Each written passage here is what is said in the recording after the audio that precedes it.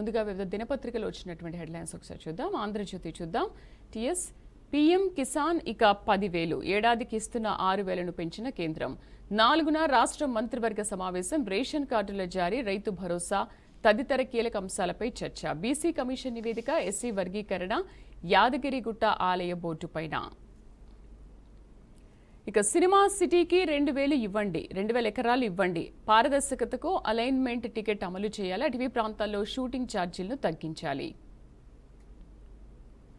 ఇక కుంట్లలో షెడ్లు కూల్చివేత, హైదరాబాద్ ఖాజాగూడలో హైడ్రా చర్యలు, రోడ్డున పడ్డ కూలీలు, సామాగ్రి డివైడర్లపైకి నోటీసులు ఇచ్చామన్న హైడ్రా కమిషనర్ రంగనాథ్. తీర్పు ఇచ్చేదాకా అరెస్టు వద్దు, హైకోర్టు ఆదేశం. కేటీఆర్ క్వాష్ పిటిషన్పై తీర్పు రిజర్వ్. హెచ్ఎండిఏ నిధులను రేస్లకు వినియోగించొచ్చా, దర్యాప్తు ఏ దశలో ఉంది, ఏసీబీకి ధర్మాసనం ప్రశ్నలు.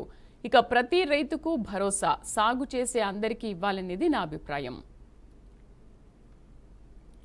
నమస్తే తెలంగాణ చూద్దాం. హైడ్రా మారవా, 24 గంటల గడువు మాత్రమే ఎలా ఇస్తారు, బాధితులకు సమాధానమిచ్చే వ్యవధి ఇవ్వరా, వివరణ ఇచ్చేందుకు గడువు ఇవ్వాల్సిందే, గతంలో హెచ్చరించిన వైఖరిలో మార్పు లేదు, ఇలాగైతే కమిషనర్ను మళ్లీ కోర్టుకు పిలిపిస్తాం, కాజాగూడ కూల్చివేతలపై హైకోర్టు ఆగ్రహం వ్యక్తం చేసింది. ఈనాడు ఏపీ చూద్దాం. ఒకేసారి 20 టీఎంసీలు మళ్లించేలా గ్రేటర్ తాగునీటి అవసరాలకు 15, మూసి పునరుజ్జీవానికి 5, మల్లన్న సాగర్ నుంచి తీసుకునేలా కార్యాచరణ, త్వరలో టెండర్ ప్రక్రియ.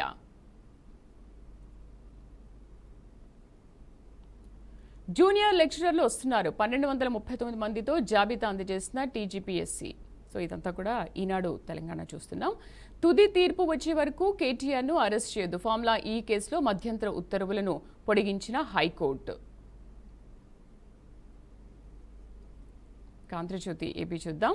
కొత్త ఏడాదిలో కొంగొత్తగా కొన్ని జ్ఞాపకాలు మిగిల్చిన గత ఏడాది అస్తమించింది, కొత్త ఆశల రెక్కలు విచ్చుకుంటూ సరికొత్త ఏడాది ఉదయించింది, కీలక నిర్ణయాల అమలు నేటి నుంచే, ప్రజలే హైకమాండ్, మంచి నాయకుడుంటే అంతా మంచే అంటున్నారు చంద్రబాబు. మద్యం లైసెన్సీలకు ఊరట, మార్జిన్ 14% పెంపు, గీత కులాలకు వారంలో 340 షాపులు, ముఖ్యమంత్రి ఆదేశం, ఎక్సైజ్పై సమీక్ష, మిలీనియం టవర్లకు మోక్షం, ఐటీ సెజ్ నుంచి మినహాయింపు యత్నాలు, డినోటిఫై చేయడానికి ఏపీఐఎస్సీ ప్రతిపాదనలు, త్వరలోనే కొత్త ఐటీ కంపెనీలకు కేటాయింపు, 1000 మందికి ఉద్యోగాలు లభించే అవకాశం. ఇక అమరావతికి టెండర్ల జోష్, నేటి నుంచే టెండర్లకు ఆహ్వానం, జలహారతికి ప్రపంచ బ్యాంకు దన్ను, ఆ బ్యాంకు మిగులు నిధులపై చంద్రబాబు దృష్టి, రేషన్ బియ్యం మాయం కేసులో 6వ నిందితుడిగా పేర్ని నాని, నగదు బదిలీల్ని ఆయన ఆదేశాలతోనే. సాక్షి చూద్దాం.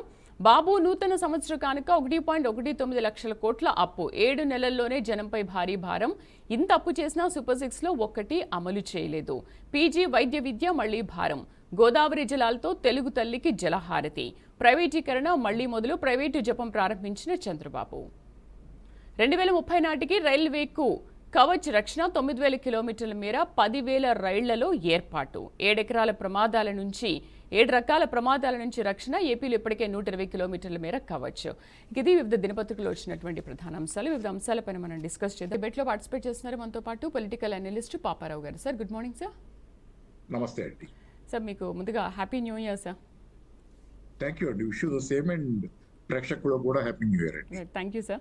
సో 2024లో ఇద్దరు సీఎంల పనితీరు గురించి మీ విశ్లేషణ ఏంటి? ఇంకోటి ఏంటంటే 1.19 లక్షల కోట్ల అప్పు ఉంది, 7 నెలల్లోనే జనం పైన భారీ భారం మోపారు, జగన్ ఇచ్చిన పథకాలను సైతం నిలిపివేశారు కూటమి ప్రభుత్వం అని అంటున్నారు జగన్.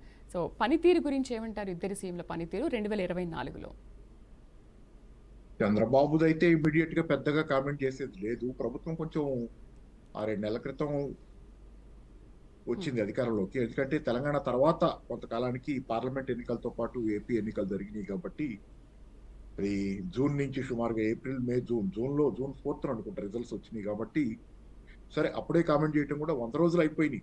ట్రెడిషనల్ గా మాట్లాడుకోవడానికి 100 రోజులు అయితే 100 రోజులు అయిన తర్వాత ట్రెడిషనల్ గా ఉన్న సంప్రదాయం ఏంటంటే ప్రభుత్వాల మీద కామెంట్ చేస్తాం.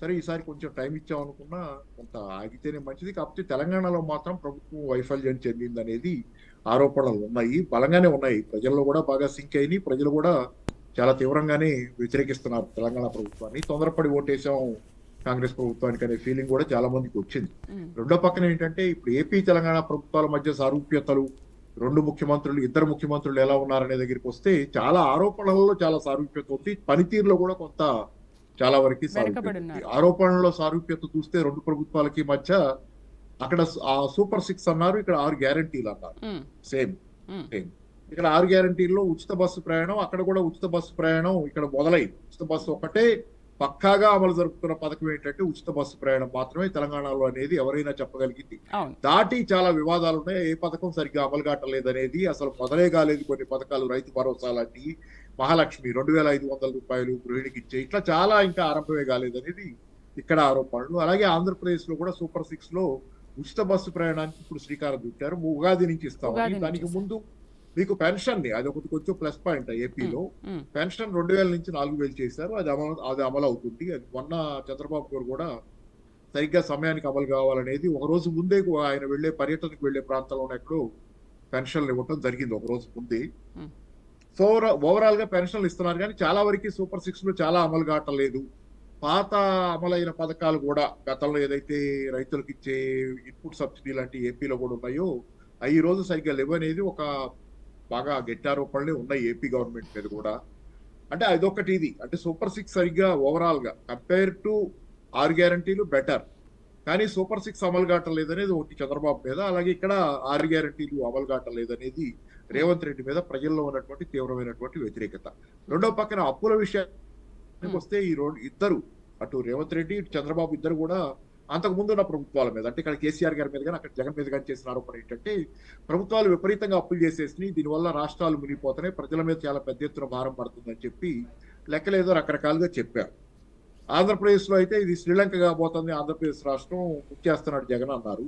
కానీ వీళ్ళు అధికారంలోకి వచ్చిన తర్వాత వీళ్ళు అదే స్థాయిలో అప్పులు చేస్తున్నారని చెప్పి లెక్కలు ప్రతిపక్షాలు చెబుతున్నాయి. ఈ రోజు అధికార పక్షం కూడా వాటిని కాదనే పరిస్థితి అయితే లేదు. ఎందుకంటే తెలంగాణలో 1,25,000 కోట్ల పైన తెలంగాణ ప్రభుత్వం, రేవంత్ రెడ్డి గారి ప్రభుత్వం 1 సంవత్సరంలోనే అప్పు చేసిందని చెప్పి హరీష్ రావు గారు అసెంబ్లీలో మాట్లాడుతూ చెప్పినా కానీ దానికి సరైన జవాబు లేదు.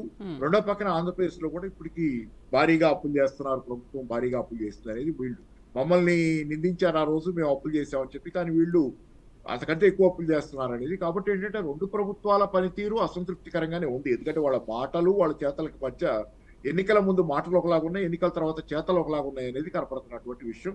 కాబట్టి రెండు ప్రభుత్వాలు వైఫల్యం చెందిని అని అనుకోవచ్చు అనేది ఇప్పటికీ. అంటే కాకపోతే 6 నెలల్లోనే 7 నెలల్లోనే చంద్రబాబు ప్రభుత్వాన్ని అది పట్టాలెక్కడానికి అవకాశం ఇవ్వాలి. కాకపోతే ఇక్కడ తెలంగాణలో సంవత్సరం అయిపోయింది. అవును. సరే జనవరి నుంచో ఫిబ్రవరి నుంచో ఇక్కడ కేసీఆర్ గారు కూడా 1 సంవత్సరం అవకాశం ఇచ్చాం కాబట్టి ఫిబ్రవరిలో ఎక్కడో ఈయన ఇక్కడ ఒక పెద్ద పబ్లిక్ మీటింగ్ పెట్టుకోవాలని నిర్ణయించుకున్నారు టీఆర్ఎస్ వాళ్ళు. దానిలో ఆయన బయటకు వస్తాను అనేది చెబుతున్నారు. మరి చూడాలి. అంటే కేటీఆర్ కూడా అంటే ఏంటంటే ఆయన కొంతకాలం విశ్రాంతి తీసుకోకూడదా, 24 సంవత్సరాల పాటు అవిశ్రాంతంగా తెలంగాణ కోసం ఆయన పనిచేశారు, కొంతకాలం విశ్రాంతి తీసుకుంటే తప్పేంటి అనేది నిన్నో మొన్న మాట్లాడుతా అన్నారు. అవును. రైట్ సో సార్, మరి ఏదేమైనా కాన్సెప్ట్ చూద్దాం. తప్పేమి లేదు దానిలో. కానీ ఇక కొద్ది కాలంలోనే ఇంకా దీని మీద ఆల్రెడీ ప్రజల్లో వ్యతిరేకత అనేది తెలంగాణలో కనపడుతుంది. ఏపీలో పరిస్థితి ఎలా ఉందనేది గమనించాల్సిన అవసరం.